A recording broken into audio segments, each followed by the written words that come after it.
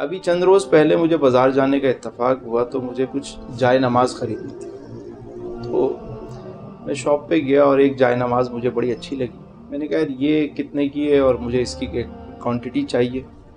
اس پر ایک ٹیگ لگا ہوا تھا میڈ ان ترکی. تو میں نے کہا کیا یہ واقعی آپ نے ٹرکی سے امپورٹ کیا ہے اس کو؟ کیونکہ امپورٹ کر کے اتنی جس پرائز پہ آپ دے رہے ہیں اس پرائز پہ آپ دے نہیں سکتے.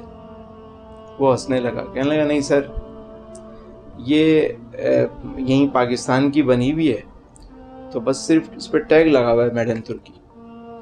تو میں نے کہا یار یہ کیا جھوٹ نہیں ہے لوکل مینوفیکچر اور آپ نے اس پہ ٹیگ لگایا ہوا ہے ترکی کا, تو کیا یہ جھوٹ نہیں ہے؟ تو یہ معاشرے کے اندر اس قسم کے جھوٹ کو جھوٹ سمجھا ہی نہیں جاتا. لوگ جو ہے وہ لکھ دیتے ہیں اور ہوتی یہیں کی چیز ہے. چیز بھی اچھی ہوتی ہے لیکن انہیں یہ یقین نہیں ہوتا کہ یار اگر ہم نے اپنا لکھ دیا تو یہ بکے گی.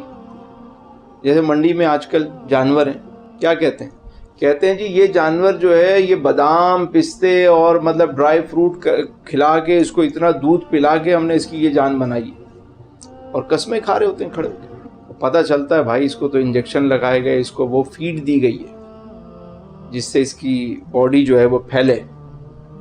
اور یہاں یہ بتایا جاتا ہے کہ نہیں جی ہم نے اس کو بادام کھلاتے ہیں, اتنا دودھ پلاتے ہیں روز, اتنا یہ کرتے ہیں.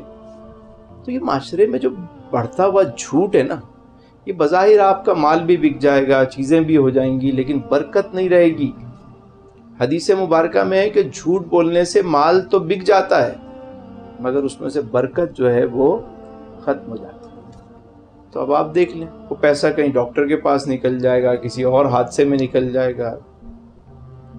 حلال کے مال میں صاف ستھرا کام کرنے میں, سچ بولنے میں برکت ہی برکت ہے.